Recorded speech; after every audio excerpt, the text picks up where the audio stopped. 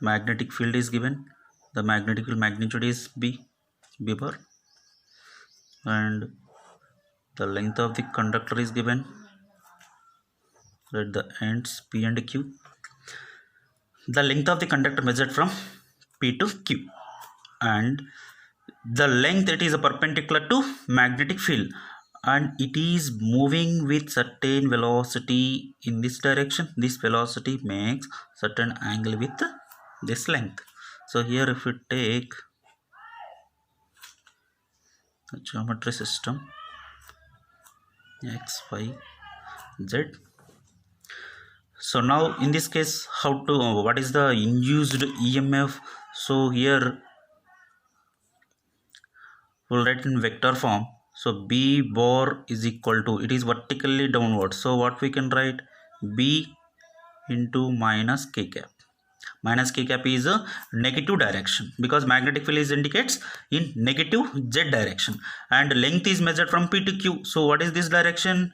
Along X axis. So L bar is equal to, we can write L into I cap, and this is a V vector. So V makes a certain angle with length. So we can resolve into two components. This is a V cos theta, and this one is a V sin theta. So we can write the vector form V bar is equal to V cos theta I cap plus V sin theta j cap. So now induced EMF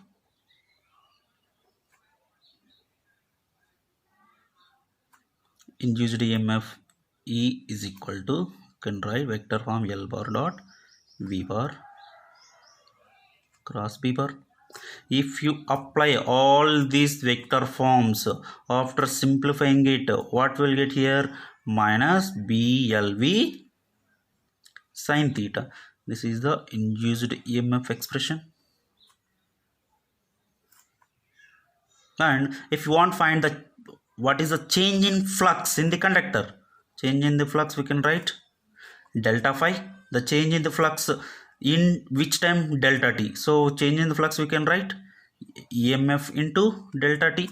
So here change in the flux is equal to minus BLV sin theta into delta t.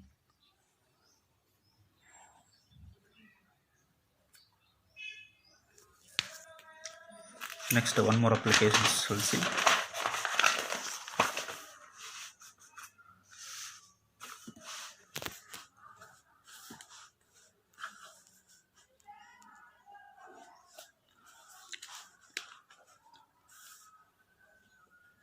This is a magnetic field is given,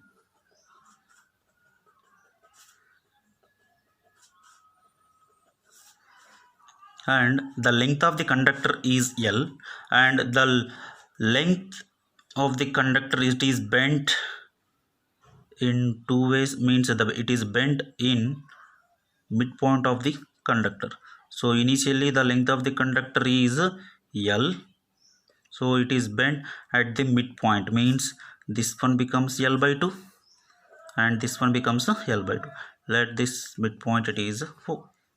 Now this midpoint is moving with velocity V. So here magnetic field is B bar. So here initially length of the conductor is L. It is bent at the midpoint of the conductor, and this midpoint is moving with velocity V bar in this uniform magnetic field, and this two half of the lengths of the conductor makes angle theta at the midpoint. So this is the angle between this L by 2 and this L by 2. So in this case, how to calculate the induced EMF?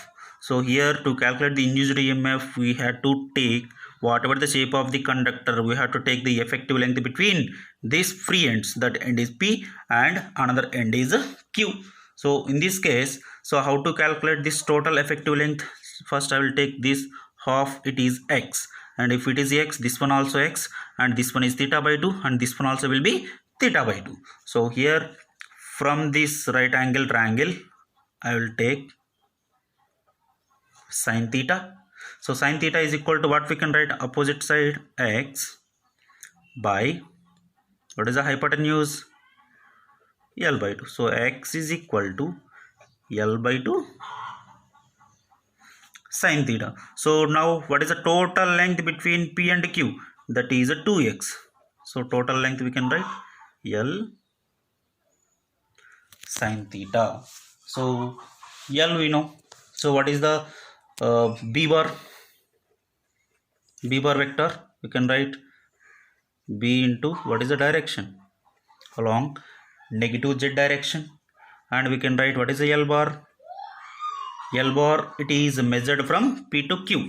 If you see the diagram, this is the P and this is the Q. This is the direction. So what is the length from P to Q? That is a total 2x. And what is the direction? Minus j cap, because it is a negative y direction. So now we know L bar and B bar. And what is the direction of V bar? V bar, it is along a positive x axis. So V bar is equal to V I cap. So now if you apply induced EMF, L bar dot V bar cross B bar, after substituting these all equations, then finally we will get minus BLV sine theta, the same expression we have seen in previous application also. So if you find the change in the flux in delta t time interval, so minus BLV sine theta delta t. So this is the expression we will use to calculate the change in the flux in delta t interval of time, and this is the expression we will use to calculate the induced EMF. And here remember, this theta is the angle between velocity vector and the length. Next, one more application we'll see, third one.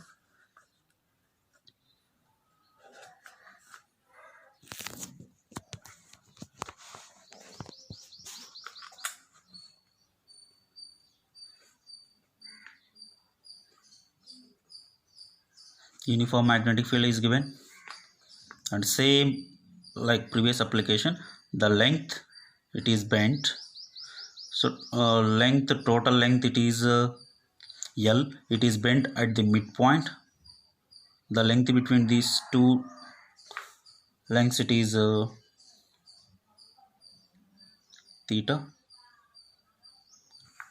So if it is bent at the midpoint is then remaining parts it will be L by 2. Suppose if it is not at midpoint, at any point it is bent in this form, so total length it is L. So we don't know this part of the lengths. Let it be L1 and this L2, both are at a different lengths. So at certain point it is bent, then this point it is moving with certain velocity v. This is the point P and this is the point Q. So what we have to take the effective length between P and Q. So similarly the same procedure. So but here directly I will write induced EMF E is equal to, what is this length? Let it be, this one is X. This one L by 2 previous case, now it is L2 and this is a L1. So if you find what is the length X is equal to, so for this X, so let it be X1 and this one is X2. Because these two lengths are different, so x1 is equal to what we will get, L1 sine theta, and L2 is theta also. This is not total angle, it is the theta. So let this angle is theta 1 and let this angle is theta 2. Total angle is theta. So here I will write theta is equal to theta 1 plus theta 2.